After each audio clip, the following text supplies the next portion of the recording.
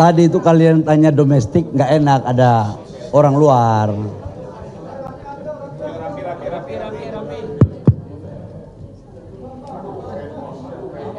Sudah bisa? Ayo, silakan.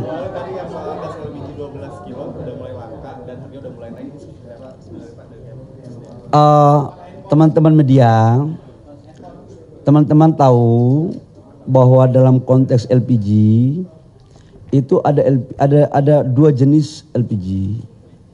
Ada jenis LPG yang 3 kg dan ada LPG yang di atas 5 kg.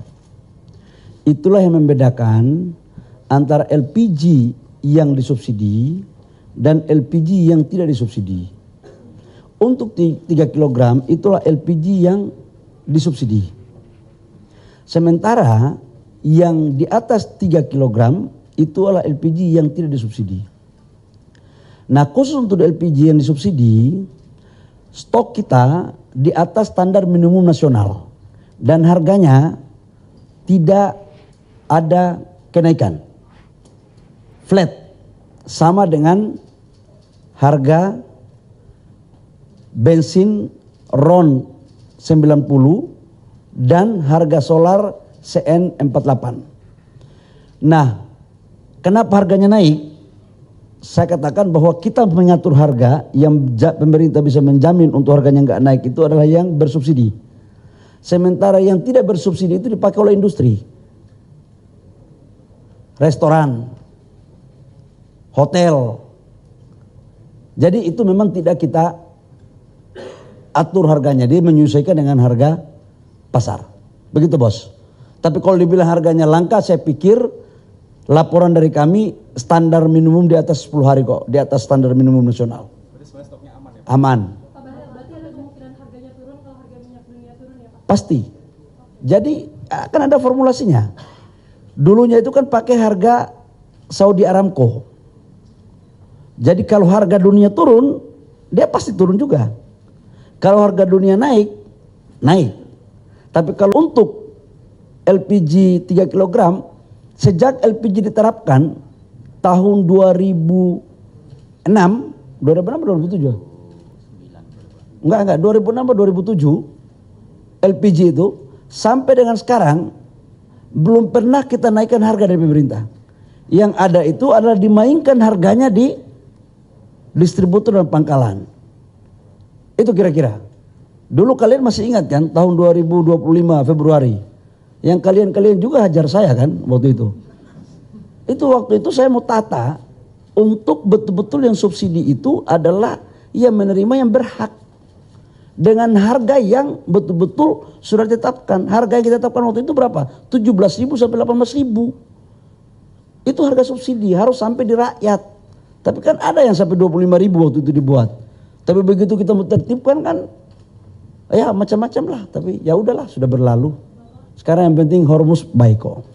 Bapak, harga BBM non subsidi kan dari yang naik ya Pak. Tapi kan pertama sama bensin belum naik, itu kira-kira bakal naik juga nggak sih Pak? Saya katakan bahwa kalau yang untuk BBM non subsidi itu ada penyesuaian harga. Tahap pertama mungkin sekarang dilakukan seperti sekarang. Tahap berikutnya kita lihat penyesuaian. Kalau harganya turun, ya nggak naik.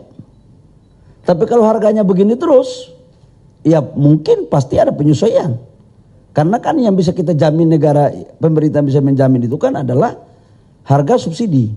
Dan itu kan peraturan Menteri SDM 2022 kan sudah jelas itu, ada formulasinya. Begitu ya Dek ya? Sampai berapa Pak bisa ditahan Pak? Hah? Kenaikan harga besaran sampai... Ya nanti kita lihatlah. Kalau untuk subsidi gue bisa jawab. Langsung jelas dengan angka-angkanya. Yang mana? Kalau subsidi sampai dengan harga ICP dunia $100 tidak akan naik. Rata-rata. Sekarang average rata-rata dunia ICP kita dari Januari sampai tertanggal yang saya ngomong itu kurang lebih sekitar $76. Hari ini ya, kalau kemarin kan 77. Kan pernah naik sampai 105, 106. Sekarang kalau udah turun kan? Sudah di bawah 100 ya Pak Dirjen ya. Jadi rata-rata tadi pagi saya bangun tidur, bacaan saya sekarang adalah harga ICP dunia. Dan ICP rata-rata, kita mungkin 76 sekian. Pak, begitu. Kabarnya sampai kemarin tuh ada kapal tanker bawa LPG ke Indonesia, itu tuh sebenarnya pesanan Pertamina atau gimana? Lewat dari Selasar di sana. Laporan media Reuters, tapi benderanya Panama. Waduh, saya bukan wartawan internasional ya. Saya Menteri SDM Negara Kesatuan Republik Indonesia. Coba saya cek ya. Oke.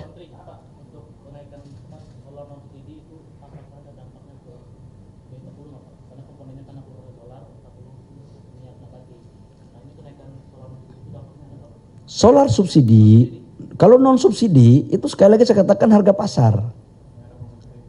Sekarang kan kalau kita lihat dengan ICP sekarang, B0 itu lebih mahal daripada B40. Nah, pasti ada koefisien pembaginya di situ, perhitungannya. Jadi pasti kalau pada saat turun ya turun, naik ya naik. Gitu, ya. Oke teman-teman.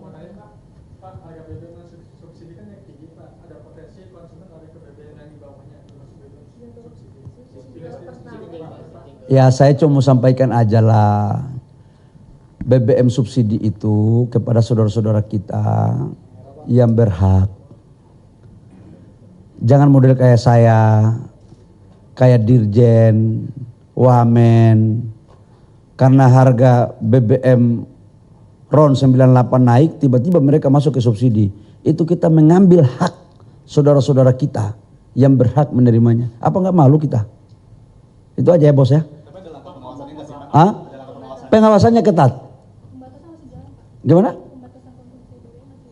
Ya saya kan waktu di Seoul di Korea, waktu saya menyampaikan bahwa BBM-nya itu akan diberikan per hari 50 liter.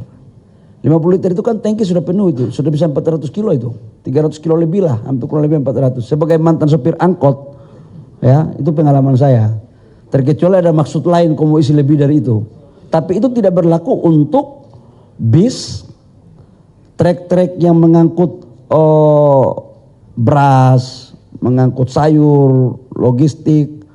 Jangan trek yang dipakai untuk kelapa sawit sama tambang.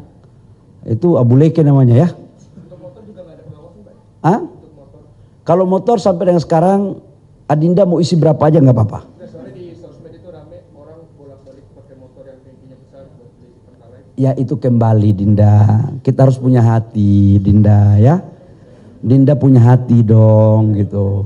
Janganlah kau pakai gen, janganlah kau bolak-balik, kasihan rakyat kita Dinda ya. Cari rezeki itu penting, tapi yang baik-baik ya Dinda ya. Hah?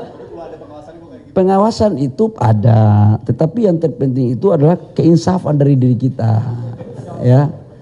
Masa sih kita harus malu nggak kalau kita diawasi terus Dinda? Gitu ya. Apalagi?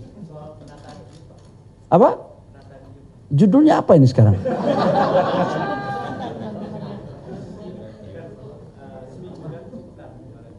Oke.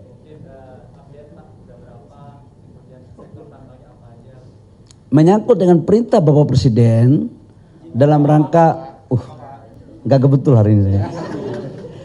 Menyangkut dengan penataan IUP yang atas perintah Bapak Presiden itu dikhususkan kepada IUP-IUP yang ada di dalam kawasan hutan yang meliputi hutan lindung, hutan konservasi, cagar alam, ataupun taman nasional, hutan-hutan produksi terbatas, atau hutan-hutan yang bisa dikonversi yang belum ada IPPKH-nya.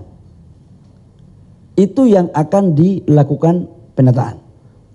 Sementara dalam kawasan hutan yang sudah ada IPPKH-nya dan atau aturan lain yang memungkinkan, maka itu dengan sendirinya tidak akan dilakukan evaluasi. Karena izinnya kan sudah ada. Gitu bos. Tetapi kalau di areal yang belum ada izin IPPK-nya, itu yang akan menjadi bagian yang dievaluasi. Saya sudah melaporkan kepada Bapak Presiden tentang langkah-langkahnya dan nanti akan diumumkan pada waktu yang tepat. Ya? Hah? Semua tambang lah. Semua memukau lah, tambang apa aja ada. Nikel ada, batu bara ada, emas ada, Apa lagi? Boksit ada, pasir kuarsa ada, timah ada, semuanya. Karena total IUP kita kan ada 4.000 lebih, kurang lebih sekitar 4.000, hampir 5.000 lah, hampir 5.000, kurang lebih ya, 4.000 lebih. Enggak sampai 5.000 tapi hampir. Baik bos. Oh, apa Dinda? Proyek ini Pak, apakah ini juga bagian dulunya dari proyek IDD yang dikelola Chevron itu atau memang tersendiri gitu Pak? Enggak, ini barang baru. Ini adalah baru dilakukan eksplorasi. Makanya waktu saya masuk jadi Menteri SDM, pertama yang kita lakukan adalah meningkatkan produksi sumur-sumur yang sudah ada dengan teknologi, tapi juga kita melakukan percepatan eksplorasi. Inilah buah daripada eksplorasi beberapa tahun lalu. Ya. Wah ini pasti besar bos. Yang tahap pertama aja investasinya kurang lebih sekitar 15 miliar US dollar. Mana Pak Joko? Kurang lebih sekitar 15 miliar US dollar. Itu di tahap pertama. Dengan ada penemuan yang baru ini lagi, itu bisa karena dekat aja kan mereka kan. Jadi ya mungkin kurang lebih sekitar 20 miliar US dollar. 20 miliar itu sama dengan 300, asumsi 17.000 atau 16.500. Ya 340 T lah. Jadi memang ya begitulah ya. Apalagi? Pak, terkait kapal Pertamina yang sempat tertahan di Selat Hormuz, update-nya ada apa Pak? Kita terus melakukan komunikasi intens dengan pihak dari Iran. Kolaborasi SDM dengan Kemenlu itu juga kita lakukan terus. Doain ya. Karena tidak semuanya harus kita sampaikan kepada publik. Ini bicara geopolitik dalam kondisi kayak begini,